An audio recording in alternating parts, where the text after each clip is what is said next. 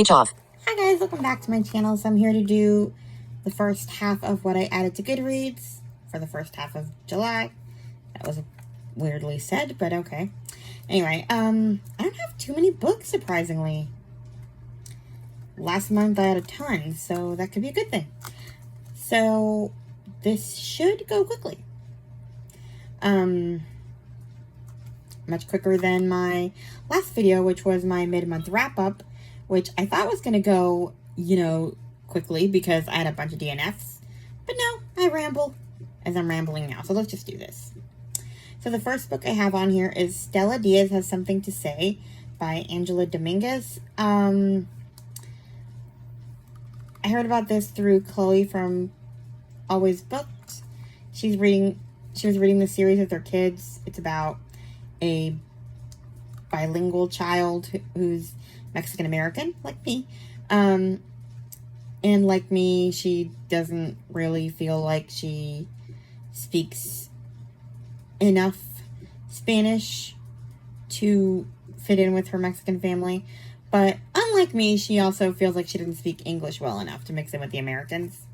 Or like the kids who speak fluent English. And I think I had the opposite problem where I literally, you hear me talk, right? I don't have an accent whatsoever. And I let my Spanish go by the wayside because my parents sort of, I guess I assimilated too much to the point that I don't enjoy being in Mexico even. Like, just a party with my family is like my worst nightmare because they love loud music. I hate guac. What else? Anyway. But yeah, it's a whole series about Stella Diaz. So, we'll see how I like the books. I didn't even read the description, but that's the gist of it. I talk about myself instead. That's nice. Anyway, then I have Keeper of the Lost Cities by Shannon Messenger. I've been hearing about this forever. And I finally decided to put it on my potential TBR. Apparently you can only get these audiobooks from Audible, so maybe I'll get them when they go on sale. 12-year-old Sophie Foster has a secret. She's a telepath, someone who hears the thoughts of everyone around her. It's a talent she's never known how to explain. Everything changes the day she meets Fitz, a mysterious boy who appears out of nowhere and also reads minds. She discovers there is a place she does belong, and that staying with her family will place her in grave danger. In the blink of an eye, Sophie is forced to leave behind everything and start a new life in a place that is vastly different from anything she's ever known. Sophie has new rules to learn and new skills to master, and not everyone is thrilled that she has come home. There are secrets buried deep in Sophie's memory, secrets about who she really is and why she was hidden among humans, that other people desperately want, would even kill for. So, yeah. I don't know what world this is, but I heard something to do with elves. Then we have The Land of Stories, a treasury of classic fairy tales by Chris Colfer. I found this in the Audible Prime sale. I didn't buy it. I ended up borrowing it from the library because I don't want it that badly. But I didn't know that Chris Colfer basically wrote kind of his own, I guess essentially it's the book of fairy tales that Bailey and Connor from The Land of Stories go into, so we get to read their fairy tales. Honestly, majority of them, so I'm reading through this slowly to kind of savor it, I guess. It's kind of fun. And I actually don't know all the fairy tales. This is the first time I've read a version of Rumpelstiltskin. So I'm kind of currently in the middle of it. But yeah, some of the other fairy tales are similar, like Cinderella is the same. Anyway. But he just changed things a little bit. So yeah, it's just an anthology of fairy tales. Then we have Callie and the Pumpkin Seed, a Cinderella retelling by Sarah Duran. I heard about this one from Lindsay from Books for Christian Girls. She raved about this retelling, so I'm just going to leave it there without reading the description and just enjoy it. I just know it's a Cinderella retelling. And it was fairly cheap. Then we have Ties of Legacy, Kingdom of Legacy, number 1.5 by Melanie Cellier. Is it Cellier or Cellier? My phone, like voiceover on my phone pronounces it Cellier. Anyway, it's part of that series, so I'm not going to read the description. Then we have Legacy of Glass, Kingdom of Legacy number 2, and then Legacy of Thorns. What? Okay. I don't know what book is which anymore. I wrote book number 2. I think Legacy of Thorns is book 3. I wrote book 2 for 2 books. Anyway. So yeah, I've added all of those. I'm not sure when those other 2 will be available on audio. But yeah. Then we have No Hiding in Boise by Kim Cooper. I heard about this one from the Currently Reading Podcast's Indie Press List. When Angie is awakened by a midnight call from an officer with the Boise Police Department, she thinks there must be a misunderstanding. The officer tells her that her husband was involved in a shooting at a local bar, but how can that be possible when her husband is sleeping right next to her? Except when she turns to wake him, he isn't there. Tessa is a 23-year-old bartender who escapes to a backroom storage closet during the shooting. When it comes to light that 5 people were killed, she is burdened with the question of why she survived. Joyce wakes up to a knock at her front door, a knock she assumes is her wayward son Jed, who must have lost his keys. It's not Jed, though. 2 police officers tell her that Jed is dead, shot at the bar. Then they deliver even worse news. We have reason to believe your son was the shooter. So begins a story of 3 women tied together by tragic fate. So yeah, we have the shooter's mother, a girl that was at the bar during the shooting, and then we have the shooter's wife. So, interesting. Then I found an Amish series. Weird left turn here, but okay. The first one is called The Miracle of Hope. It's the Amish Wonder series by Ruth Reed. It sounded interesting, so I just bought the whole thing because it was on sale on Audible for Prime Week. How far can God's mercy reach? Lindy Weiss is pregnant out of wedlock and thinks an arranged marriage is the only way to preserve her future. Josiah Plank is certain he'll never love again, but he needs someone to care for his 8-year-old daughter, Hannah. The 2 take on the arrangements tentatively at first, but soon realize they are each in for more than they imagined. Lindy experiences a breakthrough with Hannah when she recognizes Hannah's special gifts, but a risky pregnancy and serious health issues threaten to demolish the foundation Josiah and Lindy are building. Will their growing love survive despite their struggles, or will their hearts become as cold as the northern winter? So yeah, sounded interesting. And then the next 2 are A Woodland Miracle and A Dream of Miracles. So I thought, why not? Then we have The Dictionary of Lost Words by Pip Williams.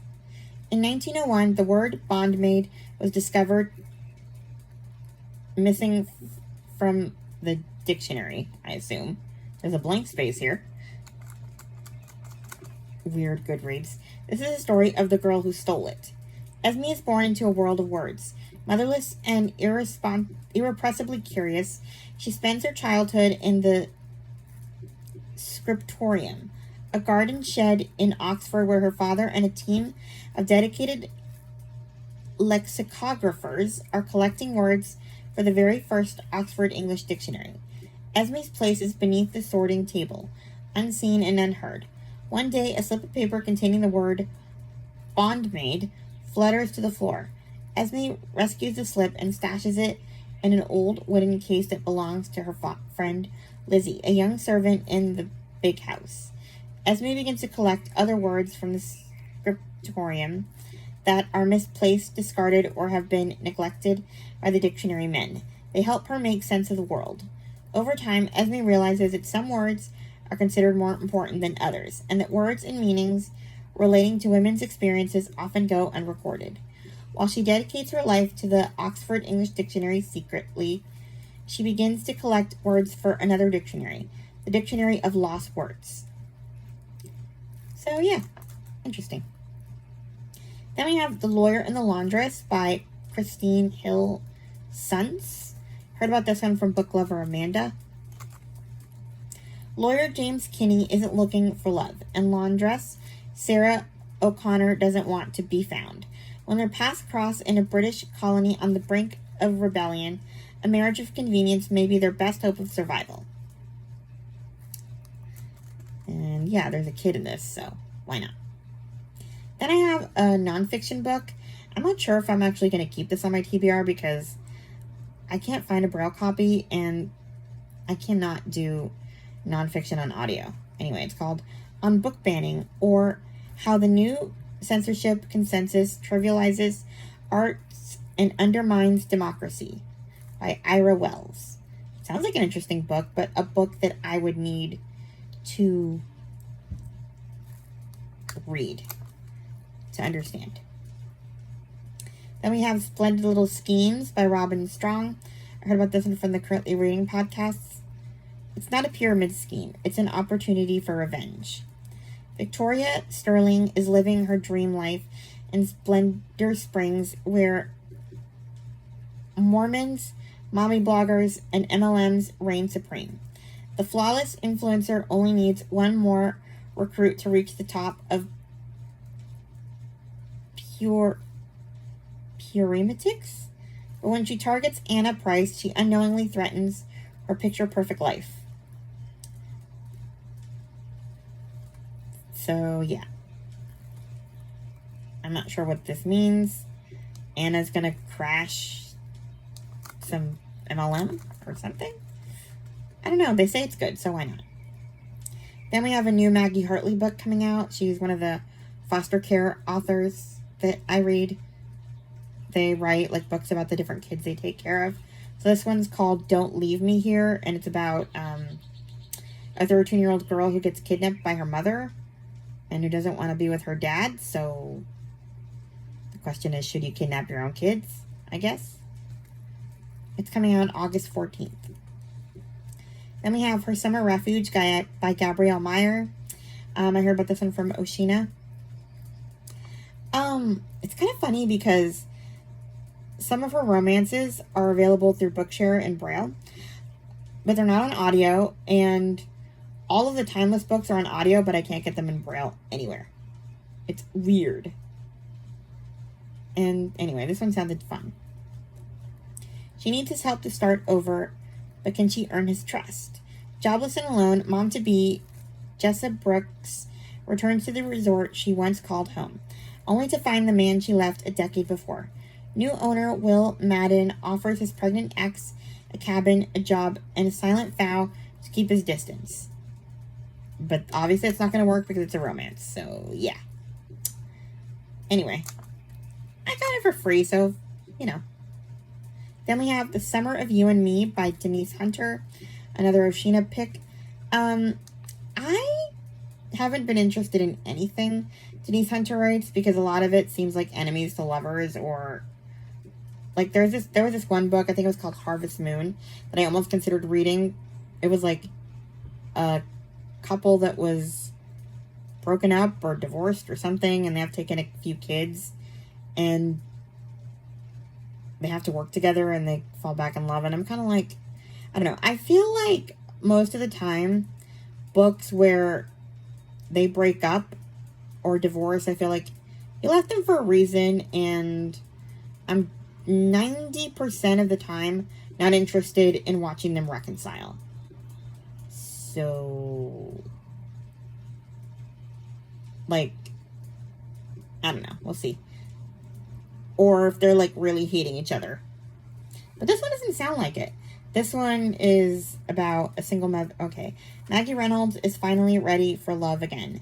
So the past shows up in the form of someone who may or may not be the late husband she thought she'd lost. 5 years after her husband's death, Maggie is finally ready to let go of him and the dreams she had for their future. The summer at Seabrook, where she and Ethan first became childhood sweethearts, seems the perfect time and place to find closure. Plus, she gets to spend time with his family, the Reynoldses, whom she loves like her own. Unbeknownst to Maggie, her brother-in-law, Josh Reynolds, has been in love with her since they first met all those years ago, but his brother ultimately won Maggie's heart, and Josh's unrequited love has ruined all of his relationships.